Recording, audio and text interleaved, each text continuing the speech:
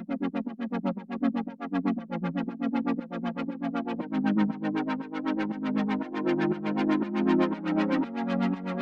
Everyone, मैं हूं कामरान चौधरी और आप देख रहे हैं chemistry with Kamran. Previous lecture में हम लोगों ने पीएच स्केल और यूजेस ऑफ पीएच देख लिए थे। जिन लोगों ने लास्ट लेक्चर नहीं देखा हुआ, नीचे डिस्क्रिप्शन में लिंक अवेलेबल है, उस लिंक पर क्लिक करके आप लास्ट लेक्चर देख सकते हैं, या आप चैनल पर जाएंगे तो आपकी क्लास 10 के chapter number 10 acid basis and salts की प्लेलिस्ट मौजूद है। वहाँ पर आपको इस चैप्टर के तमाम प्रीवियस लेक्चर्स मिल जाएंगे। ठीक है, आज के लेक्चर में बेसिकली हम लोग डिस्कस करेंगे 10.2.1 टॉपिक विच इज़ इंडिकेटर्स। ठीक है, अब सबसे पहले तो हम लोग डिफ़ाइन कर लेते हैं कि इंडिकेटर होता क्या है। ठीक है, सो इंडिकेटर को कुछ आप इस तरह से डिफ़ाइन करते हैं कि the substances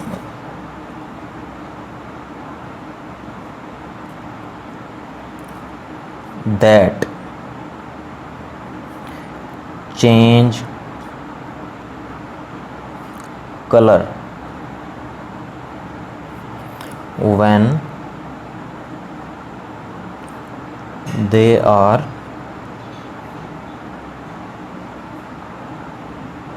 added to acidic or alkaline solutions. So इस तरह से आप इंडिकेटर्स को डिफ़ाइन करते हैं कि the substance that change colour, वो कुछ सब्सटेंसेस जो कि कलर चेंज करते हैं। कब? जब they are added to acidic और अल्कलाइन सोल्यूशन, जब इन्हें एसिडिक सोल्यूशन में या अल्कलाइन बेसिक सोल्यूशन में ऐड किया जाता है तो ये क्या करते हैं, कलर अपना चेंज करते हैं। सो ऐसे सब्सटेंसेस को आप क्या बोलते हैं, इंडिकेटर्स बोलते हैं। ठीक है, जैसे आपने लिटमस पेपर या पीएच पेपर देखा होगा, ठीक है, उसी तरह से इंडिकेटर्स आप उन्हीं को बोलते हैं बेसिकली। जैसे लिटमस, वो भी एक इंडिकेटर है, आपको बताता है कि कोई सॉल्यूशन एसिडिक है या बेसिक है। जैसे हमने पढ़ा हुआ है कि लिटमस पेपर अगर आप रेड यूज़ कर रहे हैं और वो एसिडिक सॉल्यूशन में आप डिप करेंगे तो उस पर कोई इफ़ेक्ट नहीं होगा, वो रेड का रेड रहेगा। बट अगर आप रेड लिटमस पेपर को अल्कलाइन सॉल्यूशन में डिप कर रहे हैं देन वो क्या हो जाएगा, ब्लू हो जाएगा। ठीक है, इसी तरह से अगर आप ब्लू लिटमस पेपर यूज़ कर रहे हैं और उसको एसिडिक सॉल्यूशन में ऐड करते हैं तो वो रेड हो जाएगा। और अगर आप ब्लू लिटमस पेपर यूज़ कर रहे हैं और उसको आप बेसिक मीडियम में बेसिक सॉल्यूशन में डिप करते हैं देन उस पर कोई इफ़ेक्ट नहीं होगा। ठीक है, सो इंडिकेटर की अब आपको समझ आ गई होगी।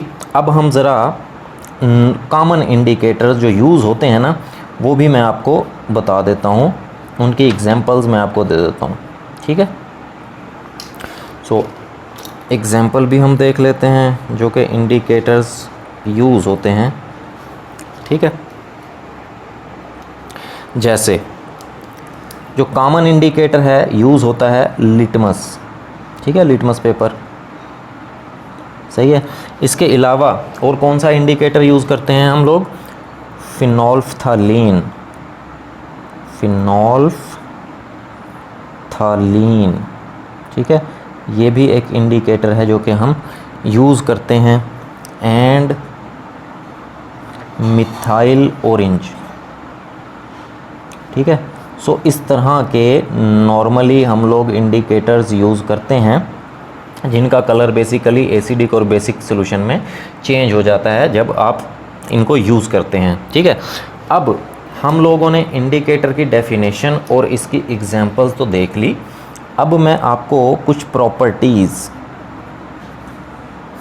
इंडिकेटर्स की वो हम देख लेते हैं। ठीक है, प्रॉपर्टीज़ की हेडिंग दे देंगे। ओके, पहली प्रॉपर्टी, जो इंडिकेटर्स होते हैं ना वो ऑर्गेनिक कंपाउंड्स होते हैं। ठीक है, इंडिकेटर्स और ऑर्गेनिक कंपाउंड्स। ठीक है, अब यहाँ पर मैं आपको थोड़ा सा रिमाइंड करवा देता हूँ। ठीक है, जैसे आपने क्लास 9 में chapter number 1 fundamentals of chemistry में आपने ऑर्गेनिक केमिस्ट्री की डेफिनेशन पढ़ी थी कि ऑर्गेनिक कंपाउंड्स की स्टडी को आप क्या बोलते हैं, ऑर्गेनिक केमिस्ट्री बोलते हैं। और ऑर्गेनिक कंपाउंड्स क्या होते हैं, कार्बन और हाइड्रोजन वाले कंपाउंड्स को आप क्या बोलते हैं, हाइड्रोकार्बन्स। आपने पढ़ा था कि हाइड्रोकार्बन्स और उनके डेरिवेटिव्स को आप क्या बोलते हैं, ऑर्गेनिक कंपाउंड बोलते हैं। ठीक है, मीन्स कि ऐसे कंपाउंड जिसमें कार्बन हाइड्रोजन तो मौजूद हो लाजमी, ठीक है, इसके अलावा कोई थर्ड एलिमेंट भी हो सकता है, जैसे नाइट्रोजन, ऑक्सीजन, सल्फर, फास्फोरस, ठीक है, या हेलोजेंस। हेलोजेंस बोलते हैं 7th ग्रुप के एलिमेंट्स को, ठीक है, फ्लोरीन, क्लोरीन, ब्रोमीन, आयोडीन और एस्टाटीन को। सो इस तरह के एलिमेंट भी मौजूद हो सकते हैं कार्बन और हाइड्रोजन के अलावा। सो ऐसे कंपाउंड्स को आप क्या बोलते हैं, ऑर्गेनिक कंपाउंड्स बोलते हैं। सो ये जो इंडिकेटर्स होते हैं ये क्या होते हैं, बेसिकली ऑर्गेनिक कंपाउंड्स होते हैं। नेक्स्ट प्रॉपर्टी क्या है इसकी कि दे हैव, मीन्स के indicators have different colours in acidic and alkaline solutions. ये हम बात ऑलरेडी डिस्कस कर चुके हैं कि जब आप इंडिकेटर्स को यूज़ करते हैं एसिडिक या अल्कलाइन सॉल्यूशंस के लिए, देन ये अपना कलर क्या कर लेते हैं, चेंज कर लेते हैं। ठीक है, फिर नेक्स्ट प्रॉपर्टी क्या है, नेक्स्ट प्रॉपर्टी ये है कि each indicator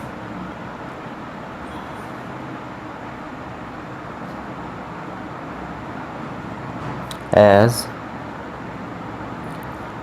a specific color, specific color in acidic medium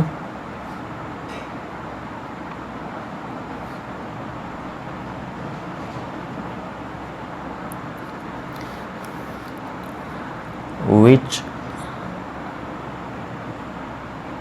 changes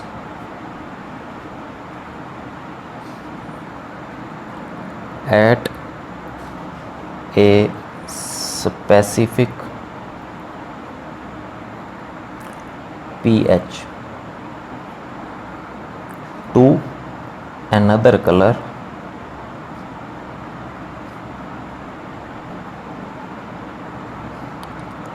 in basic medium।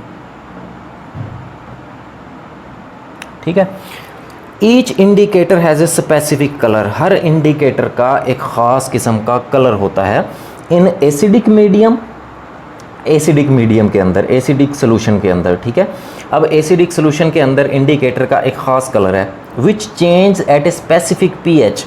एक ख़ास पीएच पर वो जो एसिडिक मीडियम के अंदर उसका कलर है वो चेंज हो जाएगा टू अनदर कलर, किसी और कलर में, जब आप उस इंडिकेटर को यूज़ करेंगे इन बेसिक मीडियम या इन बेसिक सोल्यूशन। ठीक है, सो उसका कलर क्या हो जाएगा, चेंज हो जाएगा। सो ये तो थी कुछ properties of indicators.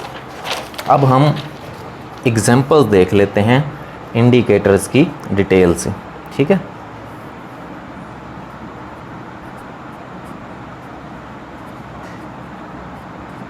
So examples आप देख लेंगे।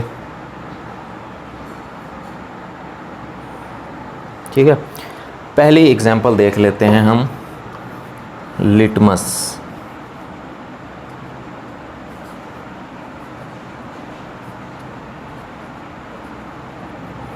ठीक है, लिटमस एक इंडिकेटर है, इसको हम देख लेते हैं कि ये क्या होता है। ठीक है, अब लिटमस जो है ये बेसिकली एक कॉमन सा इंडिकेटर है जो आप यूज़ करते हो। It is red in acidic solutions. ठीक है, लिटमस का जो कलर होता है इन एसिडिक सॉल्यूशंस वो क्या होता है, रेड होता है, and blue in alkaline solution. ठीक है, और बेसिक सॉल्यूशन में, अल्कलाइन सॉल्यूशन में जो लिटमस का कलर है वो क्या होता है, ब्लू होता है। ठीक है, सो ये इंडिकेटर जो है लिटमस हो गया। सेकंड इंडिकेटर की हम बात कर लेते हैं विच इज़ फिनोल्फ्थालीन।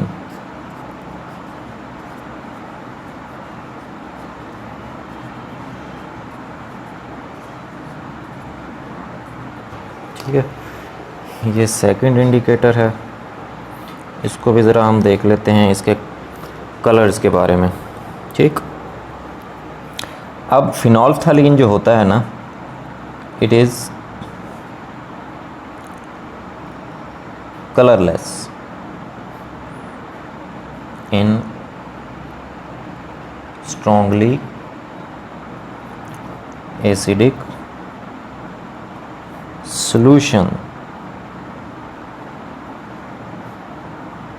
ठीक है, फिनोल्फ्थालीन जो होता है वो कलरलेस होता है इन स्ट्रॉन्गली एसिडिक सॉल्यूशंस। ठीक है, अब ये बात आपको क्लियर होनी चाहिए कि ऐसे सॉल्यूशंस जिनकी pH 7 से कम होती है वो क्या होते हैं, एसिडिक होते हैं। ठीक है, अब स्ट्रॉन्ग एसिडिक कौन से होंगे, जिनकी pH जो है वो 7 से काफ़ी ज़्यादा कम होगी। मीन्स के जैसे जैसे आप पीछे जाएंगे ना, जो सॉल्यूशंस हैं वो क्या होते जाते हैं, एसिडिक होते जाते हैं। जैसे 6 पर जाएंगे तो एसिडिक सॉल्यूशन, 5 पे जाएंगे तो एसिडिक सॉल्यूशन। ठीक है, अप टू 1 तक। अब स्ट्रॉन्गली एसिडिक का क्या मतलब है, जैसे जैसे आप जितना ज़्यादा पीछे की तरफ जाएंगे, ठीक है, 1 को अप्रोच करेंगे, सो उस तरह से वो सब्सटेंसेस जिनकी pH जो है वो कम से कम होगी, देन वो क्या होंगे, स्ट्रॉन्गली एसिडिक सोल्यूशन होंगे। जैसे मैं एग्जांपल दूं आपको कि एक सोल्यूशन है आपके पास जिसकी pH है 2, ठीक है, और एक सोल्यूशन है जिसकी pH है 6। अब दोनों एसिडिक हैं, बट ऐसा सब्सटेंस जिसकी pH 2 है वो ज़्यादा एसिडिक है, ठीक है, उस सब्सटेंस से जिसकी pH क्या है, 6 है। ठीक है, सो ये चीज़ें आपको क्लियर होनी चाहिए। सो ये जो होता है ना फिनोल्फ्थालीन, स्ट्रॉन्गली एसिडिक सोल्यूशन में ये क्या होता है, कलरलेस होता है। ठीक है, and red in strongly alkaline solution. ठीक है, और इसका जो कलर है वो स्ट्रॉन्गली अल्कलाइन सॉल्यूशंस में क्या होता है, रेड होता है। ठीक है, अब स्ट्रॉन्गली अल्कलाइन सॉल्यूशंस, अब अल्कलाइन या बेसिक सॉल्यूशंस कौन से होते हैं, ऐसे सॉल्यूशंस जिनकी pH 7 से क्या होती है, ग्रेटर होती है। ठीक है, जैसे जैसे आप ऊपर की तरफ जाएंगे अप टू 14 तक, तो सॉल्यूशंस क्या होते जाते हैं, बेसिक होते जाते हैं, स्ट्रॉन्गली बेसिक होते जाते हैं। अब इसी तरह से अगर मैं आपको एग्जांपल दूं कि एक सॉल्यूशन है जिसकी pH है 8 और दूसरा कोई सोल्यूशन है जिसकी pH है 13, ठीक है, सो pH 13 वाला ज़्यादा स्ट्रॉन्गली अल्कलाइन सोल्यूशन होगा देन उस सोल्यूशन से जिसकी pH 8 है। ठीक है, सो ये आपको क्लियर होनी चाहिए। सो फिनोल्फ्थालीन का हमने देखा कि ये कलरलेस होता है इन स्ट्रॉन्गली एसिडिक सोल्यूशन में, एंड रेड होता है इन स्ट्रॉन्गली अल्कलाइन सोल्यूशंस में। ठीक है, अच्छा अब आगे चलते हैं ज़रा इसकी डिटेल में। It changes color at a pH of about 9। ठीक है, इट चेंज कलर, इसका कलर चेंज हो जाता है at a pH of about 9। जब कोई pH जो है किसी सॉल्यूशन की, किसी सब्सटेंस की pH जो है वो 9 हो जाती है, उसके बाद इसका कलर चेंज होना स्टार्ट हो जाता है। इसका मतलब ये है कि 9 से कम वाले जो सब्सटेंसेस होंगे जिनकी pH 9 से कम होगी, उनमें क्या होगा, ये कलरलेस होगा। और 9 से ग्रेटर वाले सॉल्यूशंस की जिनकी pH 9 या 9 से ग्रेटर होगी, देन उनमें इसका कलर चेंज होना स्टार्ट हो जाता है। और चेंज किस कलर में होता है, रेड कलर होना स्टार्ट हो जाता है। ठीक है, क्योंकि अभी हमने ऊपर पढ़ा कि स्ट्रॉन्गली अल्कलाइन सॉल्यूशंस में इनका कलर क्या होता है, रेड होता है। ठीक है, अच्छा अब ये जो हमने बात लिखी, it change colour at a pH of about 9, इसका क्या मतलब है, it means फिनोल्फ्थालीन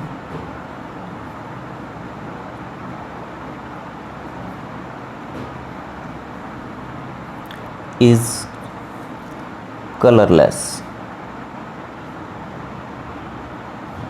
in a solution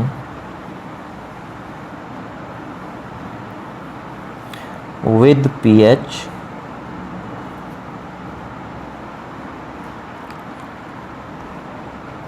less than 9. It means phenolphthalein is colorless in a solution with pH less than 9. ऐसा solution जिसकी pH 9 से कम है, सो उसमें phenolphthalein क्या होता है, कलरलेस होता है। यही चीज़ मैं आपको बता चुका हूँ, ये चीज़ हम डिस्कस कर चुके हैं, ठीक है। अच्छा, if the pH is above 9, जब pH 9 से ज़्यादा हो जाएगी, ठीक है, देन phenolphthalein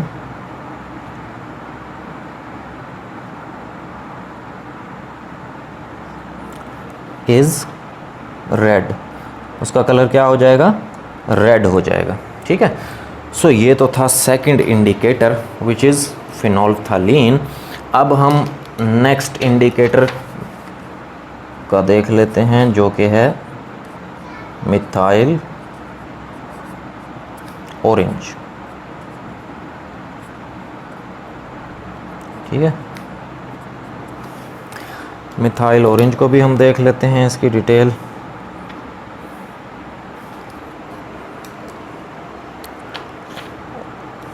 अच्छा, अब मिथाइल ऑरेंज क्या होता है, it is red in strongly acidic solution. अब स्ट्रॉन्गली एसिडिक सॉल्यूशंस में जो मिथाइल ऑरेंज होता है, इसका जो कलर होता है वो क्या होता है, रेड होता है, ठीक है। It changes colour at a pH of about 4, ठीक है।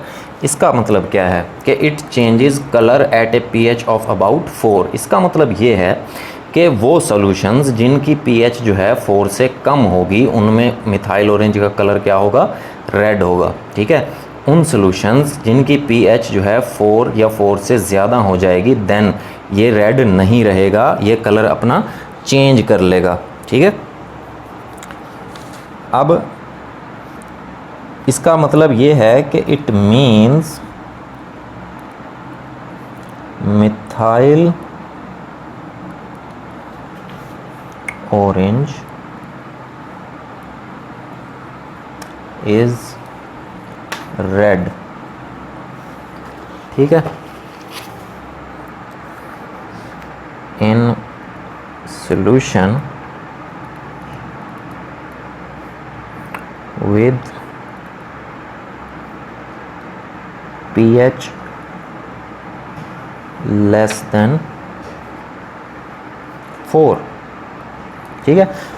ये वही बात मैंने राइट की है जो मैंने अभी आपको बताई है कि it means methyl orange is red. इसका मतलब है मिथाइल ऑरेंज का कलर रेड है in solution with pH less than 4, उन सॉल्यूशंस में जिनमें की pH जो है वो 4 से क्या होगी, कम होगी, ठीक है। If the pH is above 4, जब pH 4 से ज़्यादा हो जाएगी, तब मिथाइल ऑरेंज इज़ येलो, ठीक है। जब pH 4 से ज़्यादा हो जाएगी, 4 या 4 से ज़्यादा हो जाएगी, देन मिथाइल ऑरेंज जो है उसका कलर चेंज हो जाएगा, जो कि येलो हो जाएगा, ठीक है। सो ये तो था मिथाइल ऑरेंज। जैसा कि आपको अब स्क्रीन पर नज़र भी आ रहा है, यहाँ पर 3 इंडिकेटर्स जो हमने पढ़े हैं, लिटमस, मिथाइल ऑरेंज और फिनोल्फ्थालीन आपको नज़र आ रहे हैं, और आपको यहाँ पर नज़र आ रहा है कि किस किस pH पर इन तीनों के कलर चेंज होते हैं, ठीक है। सो ये पिक्चर में जो आपको नज़र आ रही है स्क्रीन पर, इसमें आप क्लियरली देख सकते हैं। सो ये तो था आपका लेक्चर इंडिकेटर्स का। उम्मीद है आपको बड़े अच्छे से क्लियर हो गया होगा। फिर भी आप लोगों का अगर कोई क्वेश्चन होता है देन आप नीचे कमेंट सेक्शन में मुझसे पूछ लिया करें, या आप पर्सनली मुझे ईमेल भी कर सकते हैं। अगर आपको वीडियो पसंद आई है देन चैनल को सब्सक्राइब ज़रूर कीजिएगा, वीडियो को लाइक किया करें, शेयर किया करें। Thank you very much.